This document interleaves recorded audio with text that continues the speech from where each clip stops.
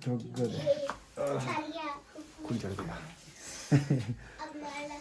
छ भाइतिर हालखबर? जाउँ त I'm going to अहिले भन्छु चल भाइ बसमा जाने क्यान्सल अब बाइकमा जाइन्छ Kathmandu How are you bro? You are fine? के छ हालखबर? ल बस चाहिँ यहाँनिर चाहिँ एकछिन चाहिँ केटासँग यस्तो रमझम हान्राम भन्दै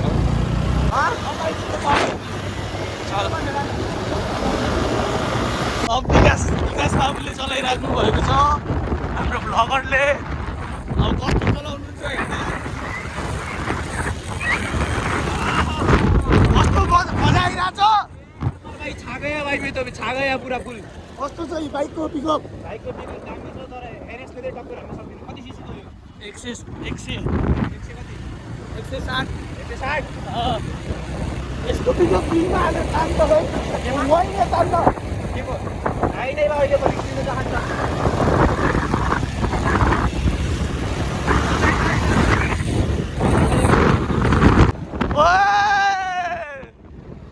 दुर्गालक्ष्मी बहुमुखी क्याम्पस एरियाको सबभन्दा राम्रो स्कुल हाम्रो बस पार्क आइसकेको छ विकास दोस्तलाई हामीले यहीँ बिदाई गर्नुपर्ने हुनेछ त्यो गर्ने बिचरा गइरहेछ घाटामा परेरको so finally we are in Kathmandu यहाँ साथी पनि आइसकेको छ लिन हाइबन ढोक गरे पनि हुन्छ बाटो भएको जाने बाटो रनगढीदेखि बानेश्वर फाइनली 10 दिन धनगढीमा बसेर फेरि काठमाडौँ यति भइसकेको अवस्था फाइनली यही घर फेरि वापस एनएड स्कुटी पार्किङले त्यो पनि चप्पलमा कि फेरि धनगढी यही छ धनगढीदेखिसम्म चप्पलमा पुग्यो नि त ल लागौँ अब finally welcome back to the moto blog in Kathmandu bro कपाल चाहिँ 1 नम्बर छ अरू केही नभयो नि र अब 5-7 दिनसम्मको लागि मेरो साधन भनेको चाहिँ यो हुन्छ 9193 होइन नम्बर प्लेट चल्दै चल बस यताबाट जाऊँ है यो वाला बाटो हल्का यो बाटो हल्का याद होला जस्तो छ कि यही बाटो हो नि त चल चिसो हुन्न केही लाएर आउनु छोडेर हेर न चिसो माइलाई कति जान्छ आउँदाखेरि हेर्न ब्रेक उयो नै छैन कि यसको त ब्रेक नै छैन यार रातिर डुल्न आइस भने यहाँ मसँग डुल्न होला गर्लफ्रेन्ड भएपछि त ल गर्लफ्रेन्डसँग आयो भनौँ यो पनि छैन गर्लफ्रेन्डको कुरा कति गर्थ्यो अरे ए भाइ अब त भयावाला मान्छे अब म सिङ्गल मान्छे हान्नै पऱ्यो त हल्का फुल्का त के भने र्याली है भाइ घन्टीका है क्या सबै होइन घन्टीको र्यालीहरू त्यहाँदेखि घन्टी बजाएर चल्दै है कि हमारा अड्डा है यहाँदेखि उनीहरू चाहिँ सिधा जानेवाला हुन् हामीहरू चाहिँ अब यस्तो लाग्नुपर्छ नि त तलतिर होइन कि यस्तै बस्या हुन्छ नि यार घन्टी बजाउँदै गुवा गर्दै घडा गर्दै दिदीहरूको आफ्नै रोड हो किन हेर्छ त नि साइडतिर यो बालिनले बनाउँछ अब अहिलेसम्म भन्ने छैन अब अनि जो आयो त्यही बनाउने त अब भवन सवन नि पुरै चल्ने रहेछ त्यहाँ होइन यो माइती घरवाला हो नि सब माइती घरवाला भाइ गया भाइ सुपर भाइ हामीलाई दिएकै छैन फलो नै दिए छैन अगाडिको पालो आज यिनीहरू खालि झुसिना छ हेर हेर्न उता पुगिसके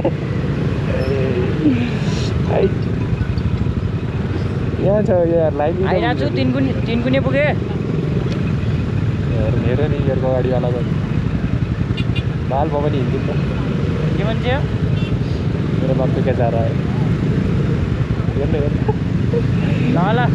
मतलबै छैन यार ट्राफिक अब हेरै कम जान्छ निहरू ल अब गयो र्याली गए जस्तै हुन्छ अब यस्तो मजा आउँछ यार यसमा त अहिले त त्यो कम जाने छ भनौँ कति बेला यस्तो भिड हुन्छ माकडा कोही यतादेखि आउँछन् कोही उहाँदेखि आउँछन् पुरै चुहाइ गर्दै हेर यतादेखि सिधादेखि नजाउने यहीँबाट जाउँ अरे यहाँ धेरै रोकिनु पर्ने क्या अगाडितिर हिँड्राख्न खुलेपछि त्यहाँबाट जानुहुन्छ अगाडि पनि के छ त्यस्तै हुने हो कि हिँड्दैन अगाडितिर त हिँड्दा पुगिन्छ यहाँबाट जानु मिल्यो नि त चल ठिक है भाइ ठिक है उतै हालिदिउँ कि मेरो भने मान्छेहरू कोही छैन अब कहाँबाट जाऊ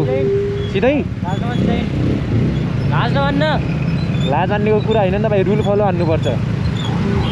यिनीहरू वास्तवमा यही पुगेर नि त अरे त्यही अगाडि इन भने त्यहाँबाट घुमाइ लग्ने यस्तो छोडिदिएकै रहन्थ्यो भने यहाँबाट जाउँ दिमागै छैन उस्तै त डर लागिरहेको छ यार 15-20 दिन जस्तो चलाउन छ यस्तो ट्राफिकमा झन्डैमा यो गर उ गर्ने म गर्दै त नि कति बाटो गएर सिक्नु परेन मैले भाइ पछि एक्लै भइगएछ कि अहिले यहाँ मलाई नमार जानु छ मैले युके चलो चलो आगे बढो आज त धेरै फस्नु परेन यार नत्र यस्तो फसिन्थ्यो यसमा नत्र कम फस्नु पर्थ्यो भने यहाँको जाममा आज शनिबार हुन्छ भोलि आजकल झन् कम जाम हुन्छ यो ट्राफिक नै उनीहरूले पुलिस नै उनीहरूले अब यहाँबाट हामीले जानुपर्ने उता ऊ होइन यो त पछाडि हेर्दा एउटा मात्रै ट्राफिक 5-6 जना म्यादी हामीले जानुपर्ने यहाँ हो You can do it. त्यो बाइकबाट रोक्या चाहिँ हामीले जाने टाइम पनि भयो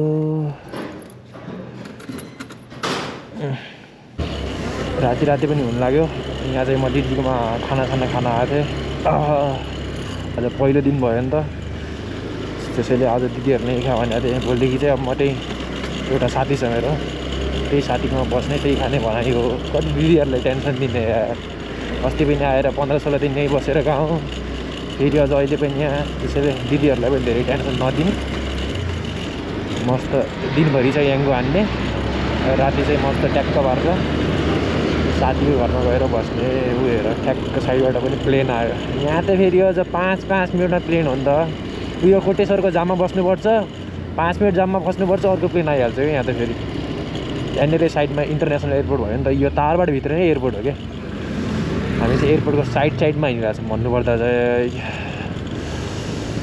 साथीको रुम चाहिँ हो बानेश्वरतिर म चाहिँ छु अहिले कोटेश्वरतिर 5-10 मिनट कति लाग्छ खै जाम भएको 4 घन्टा लाग्छ होला हुन त अहिले 8-9 बजिसक्यो जाम त हुनु होइन क्या अरे अब त्यही पनि के भर कति बेला के पो हुन्छ क्या मस्त छ त अहिले त खाली रोड 200तिर आएपछि फेरि यो रोडमा यस्तो जाम हुन्छ वाइल्ड एउटा यहाँदेखि अगाडि लाइटमा पुग्यो जाम त्यहाँदेखि फेरि अझ अगाडिको लाइटमा पुग्यो जाम अहिले चाहिँ अब राति अब सब छुट्टी भएर घर पुगिसक्यो नि त त्यसै अहिले चाहिँ त्यस्तो खासै जाम चाहिँ छैन भनौँ हेर यहाँनिर हेर के छ होला यस्तो एकचोटि हरियो देखाउँछ एकचोटि रातो देखाउँछ भाइ बनाओ भाइ इसका कुछ करो क्या कर रहे हो नगरपालिका वाले ट्राफिक वाले भनेर चाहिँ हाम्रो शहीदहरूको उ गरेको छ फोटोहरू टाँसेको छ हवन सामान हान्ने रहेछ सब बनाएको रहेछ ट्याक्क मैले मोबाइल होल्डर पनि हालिसकेँ यसको काम चाहिँ अब भोलि पर्सिदेखि हुन्छ अहिले चाहिँ अब लागौँ भनौँ राति भइसक्यो अहिले चाहिँ नआनौँ राइड चाहिँ हामीले भोलि आनौँ ल म चाहिँ जानेवाला बाटो पनि भुलिहालेँ यार कहाँ पो थियो यार यस्तो ल्याङ हुन्छ एक त यसको स्कुटी राम्रोसँग चलि पनि राखेन क्या मेरोदेखि बानी पनि बसेको छैन आफ्नो स्कुटी चलाउने बानी पऱ्यो एक त यसको के अर्कै लागिरहेको छ झन्टैमा बाटो पनि बिना गुगल म्यापको हिँडिरहेको छु कि एउटा कुन पो गल्ली थियो त्यहाँभित्र जाने हो क्या अरे बोट थाहा नै भइरहेको छैन कुन पो होला एउटा बोट थियो यार त्यसको बाहिर लाएको त्यही हेरेर जाने भने हो क्या अरे ढिक्किन्न